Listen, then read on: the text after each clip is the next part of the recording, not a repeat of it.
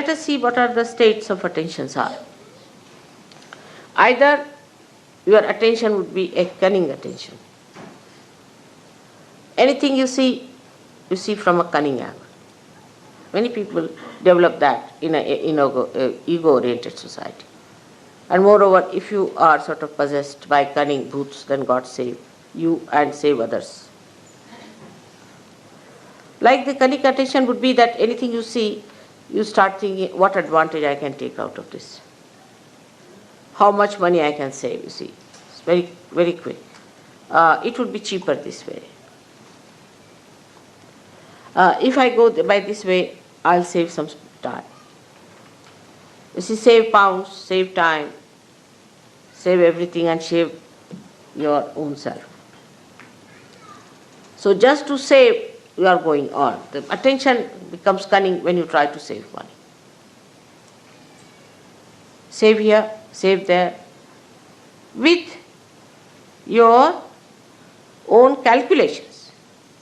But if you try to save the money spontaneously, actually there's nothing to be tried, just it happens that you save.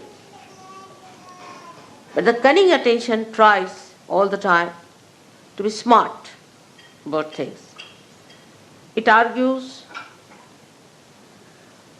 it gives explanations.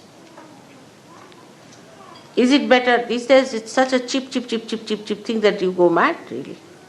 Like I had a ticket to go to America. I said, don't give me an expensive ticket, first class, or I'll go buy a cheap ticket. So they gave me a ticket of such a kind that I would never have come back to London, at least for a year. And I would have lost in that American English, I tell you, somewhere. So it's so much I've worked out, this into that, into that. That kind of a horrible attention is useless. Leave it. Forget it. With that saving also, I have not seen anybody becoming rich.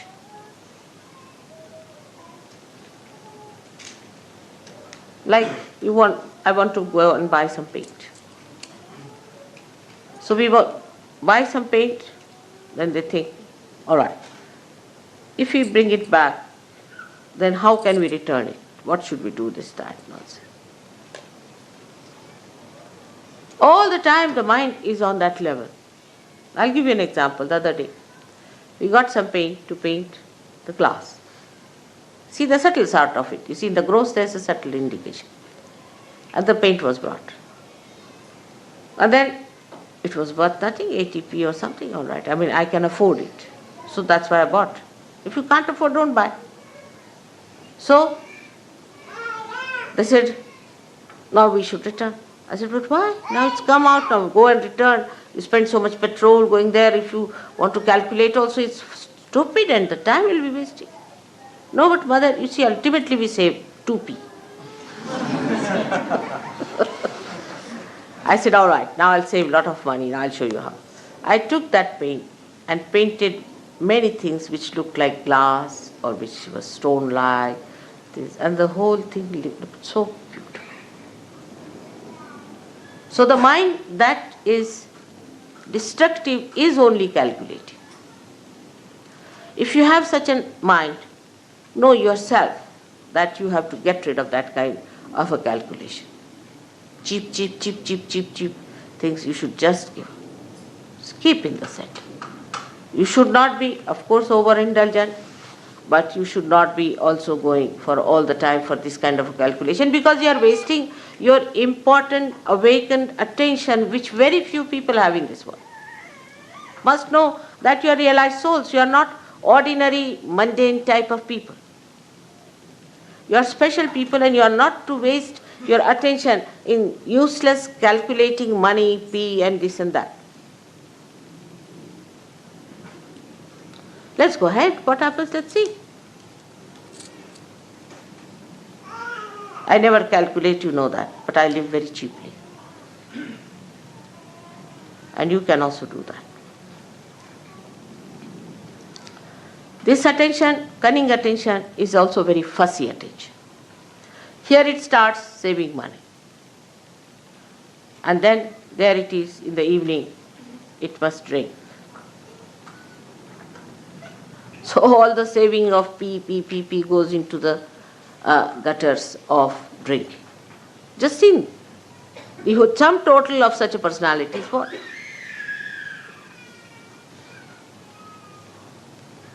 So this mentality has to be controlled, especially for ego-oriented people are extremely calculating, most surprising it is. But the people like Indians who are not calculating are not so rich. They are very generous. They always have money for Sahajayoga.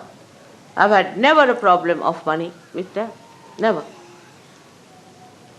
Because they are not so calculating. To them, to do for others, not for yourself, but for others. To spend for others. If they have come to our house, all right, open your heart. Now this is the time to spend. Not for drinking and self-indulgence, but for the indulgence of doing for others. That's their practice and tradition. So, in this respect, you have to take to that tradition. Oh, they have come, let's spend now. What can we do?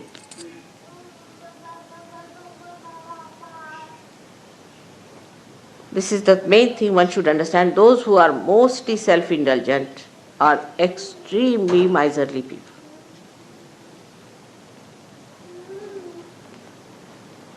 So the attention which is cunning is the worst attention, because you see, cunningness also cheats yourself. It is cunning with you. And you think, oh, I've been smart enough, you see, I've saved 2p. But you have lost your soul. You are no more a Sahajayogi.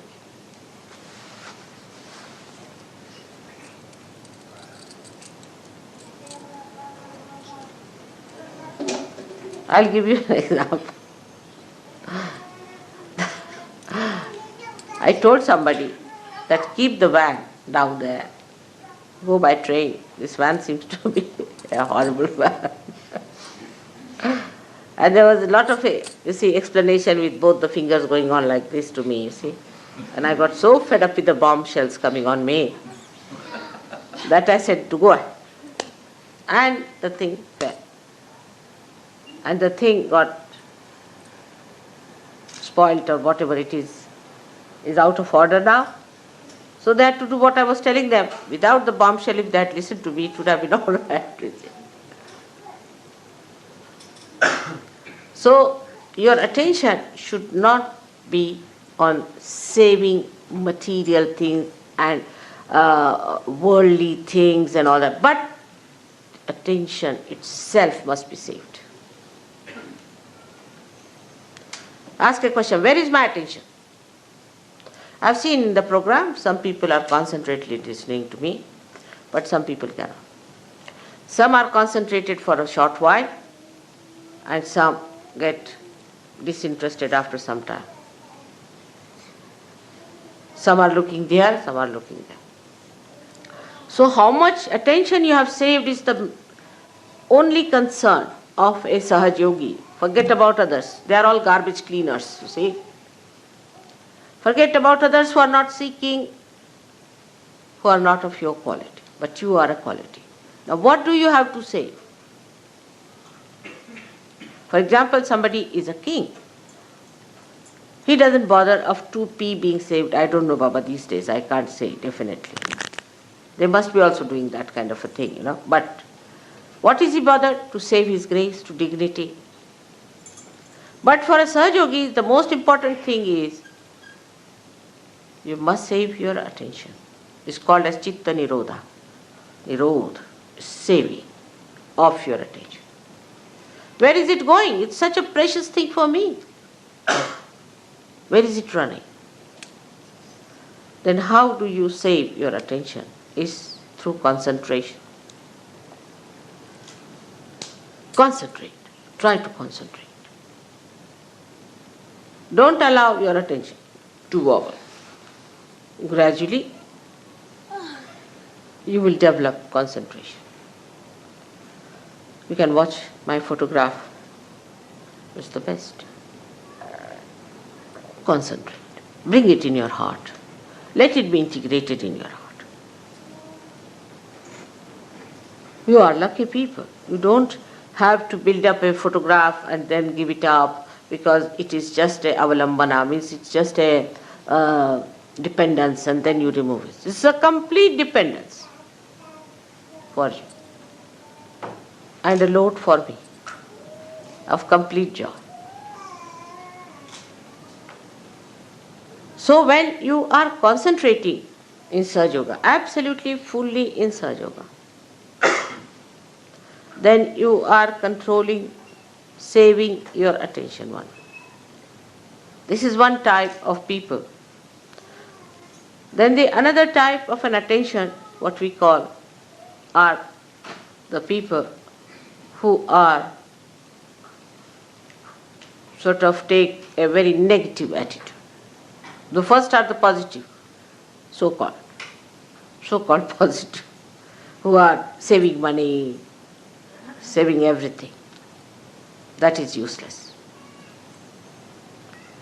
Now the second type are the archbishops of all that is disaster, misery, mishaps. This type of an attention.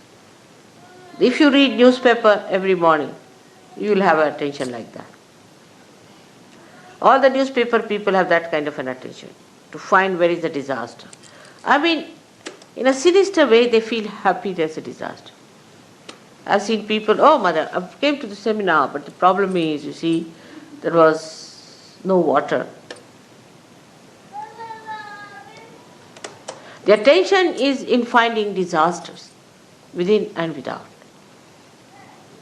What happened? There's a disaster. What happened? I lost a pin.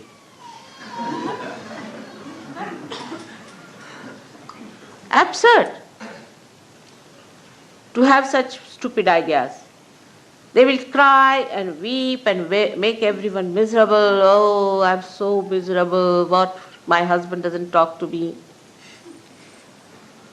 Or my child is not with me. Such people are extremely self-indulgent as far as their relationships are concerned.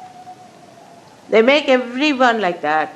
Oh, the person didn't talk to me nicely, he was this way and that way. They feel hurt at the slightest touch.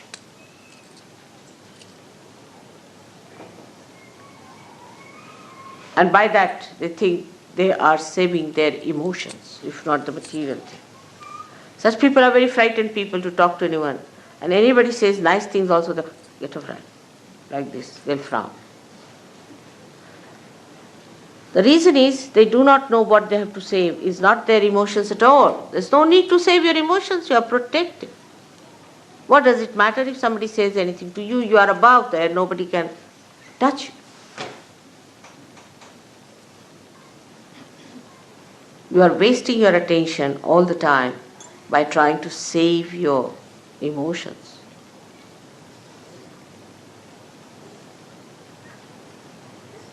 There's nothing to be frightened of anyone. Because somebody is going to say something harsh word, that's why you don't want to do something. Such compromising people, so-called, have not understood Sahajayoga. There is no compromise in Sahajayoga at all. It is just like a diamond. Diamond will remain a diamond, whatever you do. It's forever and ever.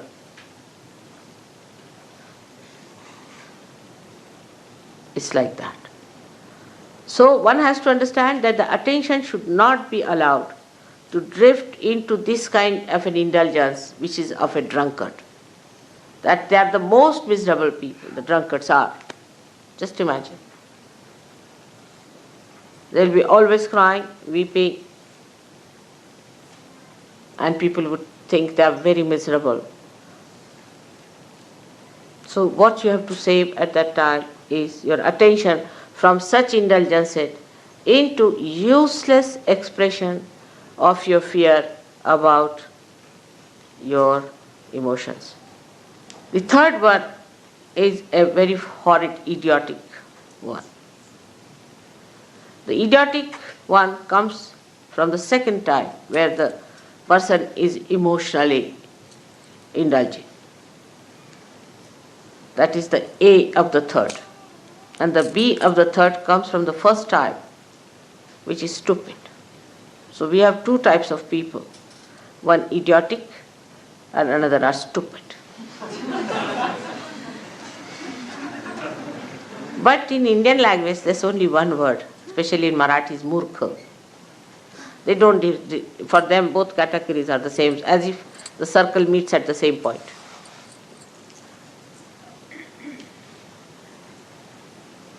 I mean, English language in some ways is good, at least it differentiates between the murkhas. Like they can be stupid or they can be idiotic. You see, because of psyche being so confused here, that psychologists have brought out, some are schizophrenic, some are idiots, some are stupid, some are donkeys. So, this, the third type, is the worst, is most frustrating for me. They'll stick on to me like leeches, they'll be saying stupid things all the time. Just can't bear an idiot, isn't it? They can bore a person. I mean, all sorts of this put together is called as murkha. So I don't want to analyze it, it's a bit too much. So that kind of an attention you have, then you better keep quiet. Don't talk. Just listen to others what they talk, what they say. There are some people who will just go on talking, irrelevantly, uselessly wasting their energy. And such people are always friends of the cunning. The cunning and such people go hand in hand. Because the cunning wants to befool someone and the fool wants to be befooled. Like a king will have a jester. It's like that, you see, these combinations work out. So for such people, the best thing is to keep quiet, preserve all their attention, all their energies just for cleansing. All this idiocy will pass away very soon if you try to preserve yourself. Don't talk. Don't say things which are stupid, which are idiotic. Just keep quiet and watch others. Sometimes such people can become very great vehicle of God's power. But if they do not take to stupidity and idiocy. This is the type of people, three types I would say. But the fourth type are the people who lead a life of concentration. I mean, a person who is working very hard, say in the office, is a very remarkably successful person, and is this and that and that and that and that, is also very concentrated. Somebody who works very well anywhere with a concentrated mind is concentrated. A housewife who looks after her husband and children is very concentrated. And a husband who looks after his family and his things very in a concentrated way. They know how to paint well, they know how to do things, and their hands are deft and they know everything. But such people can have a very immobile attention, very immobile, like plastic. Or you can call it like rubber. At the most, to improve on it, we can say, like some of the things I have seen which you use for damp proofing. See, you just apply it, after some time it's just parched into it. They just can't get out of it. They just can't. They can't enjoy anything. Unless and until you show them a file, you can't talk to them. You see, if you have to talk to such a person, better take a file before you. And before starting, you put the file. If it is on the file only, they will see. But if you talk, they said, make a file. Very parched. And they cannot enjoy life. There's no mobility. They cannot be creative. They can be creative only as far as their style is concerned, but not the creative of the joy. So that kind of concentration is there. Concentrated effort people put in. Like there are people who are fanatics. They are very concentrated in their effort, extremely. That's how all these religions have spread, like Christianity, Islam, Hinduism and all that, because they had a concentrated effort of fanaticism. concentrated effort. If you read the letters of Paul in the Bible, you will see the concentration of it. You go there and you go there and establish a church and do this and what have you done. Very organized, very systematic, absolutely moving like a belt on a machine. And they all the time have that after effects of that movement. Charlie Chaplin has shown in his picture Modern Times. I used to enjoy that very much. That used to tie up a belt, standing for about an hour. And then after some time, when he was released of the job, he used to go on like that. That kind of an attention. That is concentrated, means stuck onto something. It's not that. It's not penetrating. Because if your attention doesn't become by concentration subtler and subtler, then it is not that, but it is getting stuck. And the stuck attention is of no use for Sahajayoga. Such people, I do not know, will never be saved perhaps. So-called successful. They'll go with all their badges, everything. And God will say, go back, gentlemen, you are not yet been passed through the customs. There is another organization which works much faster, much smarter way, and a very specially efficient thing. So these people will be just stuck people. Now there are fourth type of people which are concentrated. They are intense, deep. They penetrate. Because they are living minds. They are not dead, parched minds. They have living mind. They penetrate. I watch sometimes. I ask some people, what do you think of a particular person? Immediately I know what they talk. If they just talk in a mundane way, he's a fine person, he's a bad person, this thing, that thing, then I know what it is. Very superficial, shallow. But a person who sees the possibilities and the potentialities of its awakening and the problems a person is facing, then I know that he is the one who has that concentration into the subject. And the subject of Sahajayoga requires the maximum penetration. Because Sahajayoga, if you have understood, I don't know if you have understood or you are aware of it or not, but is learned through experience and through nothing else.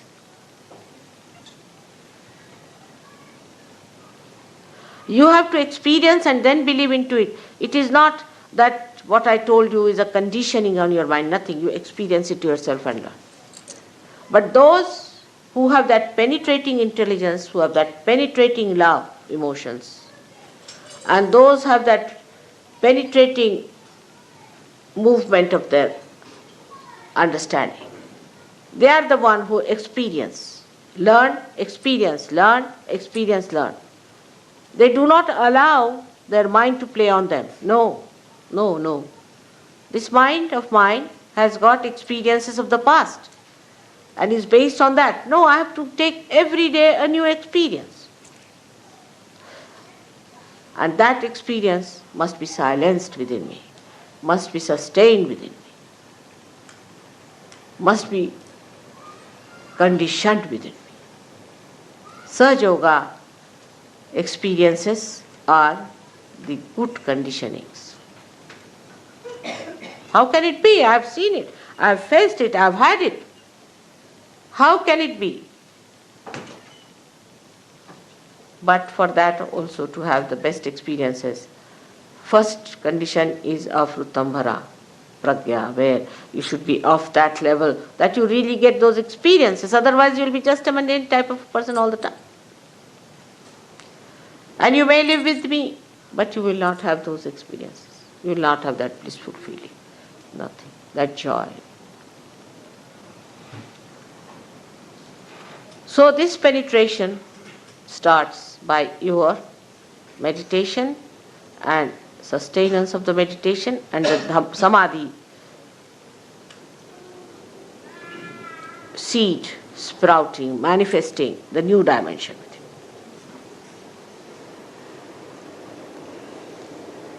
This sort of an attention one has to develop by watching the attention. Chitta Vivrutti. As you watch your money, as you watch your road when you drive, as you watch your child when it is growing, as you watch the beauty of your wife or the care of your husband, all put together, you watch yourself, your attention. Where is it going? Where is it lagging behind? What is happening to my attention? Such people have no problems. You'll be surprised that such people, when they want to do something, it becomes dynamic. They can work it out. Nobody has any problem. And if there is a problem which you are facing all the time, and you know that there's something wrong with you, something is wrong with the instrument. If you don't have a tin cutter and you start using a knife to cut a tin, it doesn't work out, then you'll say the tin is something wrong with the tin or something wrong with you. No, it's wrong with the instrument, and that instrument has to be correct. When the instrument is all right, after all, with all the powers you have, with all the blessings you have, and the source of power behind it, everything should work out. It should work out. You have had experiences of things working out. You have had experiences of many of miracles happening before your eyes. But still the attention has not settled down with those experiences. Still gatanubhavas, means the old experiences continue. Old identifications continue. Still continue with that. And the filth of that is still on your being. Change everything. Become a fresh new person. You are blooming out as a flower, and then as a tree, and assume your position. Assume your position as the Sahajayogi. So this attention must be brought round. You judge yourself, where is your attention? And what is the point of understanding? What is the measure of understanding? It's very simple. I have to be pleased, because I am the attention. If I am pleased, then you have done the job. But I cannot be pleased by mundane things, by any arguments with that, but only by your assent.